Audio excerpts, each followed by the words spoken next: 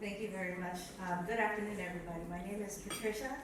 I have to put the whole name down because my mother would not forgive me if I didn't put her name down. Patricia Clerkin. And I'm going to speak to you about neurosurgical care gaps and how we're going to try to fulfill them and fix them. But I want to take a couple minutes of my precious 8 minutes just to say thank you to everybody, because I was feeling a little bit alone. Thank you, Carmina, for nominating me, inviting me into this room, a very powerful woman, because I was feeling alone. I was constantly in a room, the only Filipina, the only woman, and it's kind of a lonely feeling. You kind of feel, like the obstacles are just in your way. You have this weight of the world on your shoulders and you need to do your job. But man, I'm in a room full of powerful women. And I was having a nice conversation with Joyce this morning about how, as women, the only ones in the room, like in our respective careers, we can't just be good at our job. I mean, we have to represent and be exceptional. So my hat's off to everybody.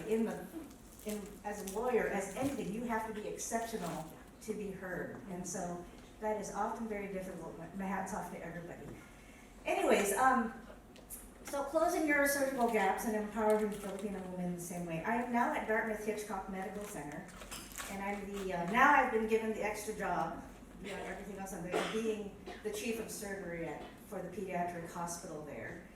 Also, because I wasn't educated enough, I needed to get my master's in healthcare science delivery, because that is my next passion, is to try to deliver healthcare to a lot of underserved populations.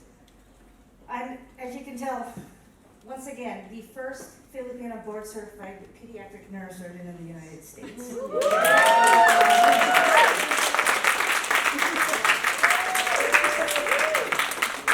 people, and that is no neurosurgeon. Anyways, yes. People in Southeast Asia, with special attention to the Philippines, because I still have a lot of family there, and especially the children, being a pediatrics physician, they do not have access to neurosurgical care. And why do we need to give them access? Because we can change and improve their quality of life. We can save their life. And everybody, no matter how rich or poor, they just deserve the most advanced healthcare we can provide. And that is our primary job as physicians. We are service people. We provide healthcare. Just some brief statements. You'll see in these maps the amount of neurosurgery that is available is very little, and it correlates to the amount of the income, the GDP of the countries. The low-income countries don't have enough neurosurgeons to deliver the care, especially pediatric care. I think there are only 89. This is in 2018. There are only 89 pediatric neurosurgeons who are working in the Southeast Asian region. And we just went to the Philippines. I think I met 2 pediatric neurosurgical specialists in Manila. Now that's what, 2 pediatric neurosurgeons for a population of 36 million? Where's the mayor of the Philippines here? Is it 36 million? It's something outrageous. We usually say about 1 neurosurgeon for 500,000 people is an appropriate amount.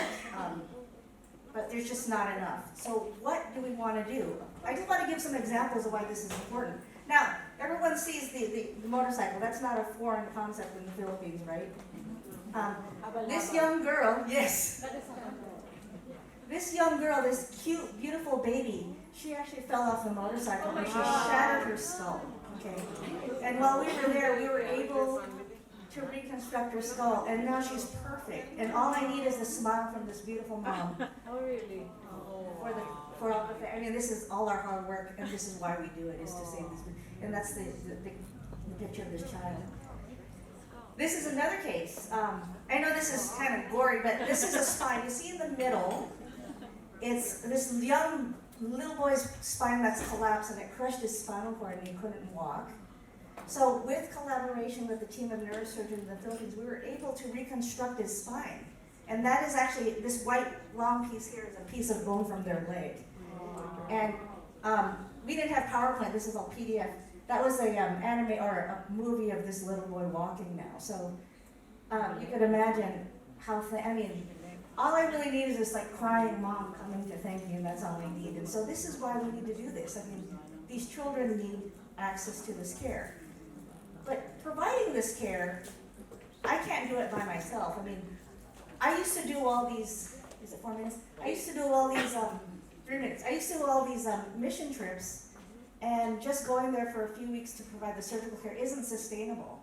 We need to train the trainers. We need to go into the local community and train the physicians. So I work with the Neurosurgery Outreach Foundation. Chief Director, Executive Director is Carmina right here. We are a group of people. We help provide care. We provide education, service, and support, financial support, a lot of things. And I'm going to start speeding up because I was told 3 minutes.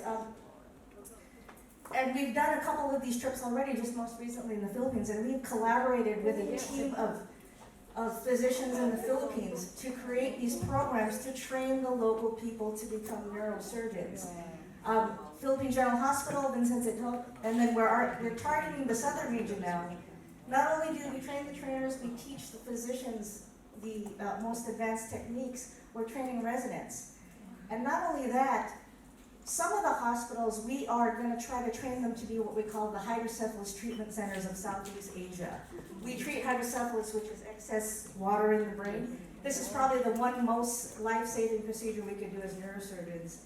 And we are training the Filipino neurosurgeons to become the center in Southeast Asia. So that is our sort of vision and goal. But I have other visions in mind. We provide training to the residents. This is the residents at Philippine General. These residents work very hard. Believe it or not, we have a cap of 80 hours a week working. When you're training, these residents don't have a restriction. They're there all the time, so hard working. This is the team down in Davao. They're trying to develop a training program, and we're going to support them as best as we can. And Davao is our next site that we want to target to be a hydrocephalus treatment center. We also do educational exchanges where we go and provide education and support for the physicians that want. And we had a really great turnout the last time we were there. I mean, everyone flew into Manila to come join our sessions. So in a nutshell, we support, I mean, it's not only neurosurgery that we do a lot of things. We work with local governments to try to improve just public health, folate supplementation. We want it so that you don't need a neurosurgeon. We want to prevent the disease. So folate supplementation has been shown to decrease rate of neurosurgical diseases. So we're trying to work with the local groups for folate supplementation. Apparently it turns the rice yellow, so it's not that popular yet. No one likes yellow rice. We also work with, and I thought Bernie was going to be here. She was the director of the Child Abuse Center in the Philippines, and one of our doctors in the Neurosurgery Outreach Foundation works with her to help advocate for child abuse. Because unfortunately, it's the head injury that is actually the most deleterious for the children. We do a lot of philanthropy because we provide equipment, supplies, research, and we actually give awards to other students so they can come and train. So this is, let me go back a little bit. Oh, I'm missing one. So I had a picture. There was me and 9 other Filipino neurosurgeons who, and there was me and 9 men. These are the women at Philippine General. And I put double picture there because I want to double the compliment. This is my niece, just graduated from medical school. She told me she wanted to do neurosurgery. So this is my role, is just to mentor and show them that it can be done. Thank you.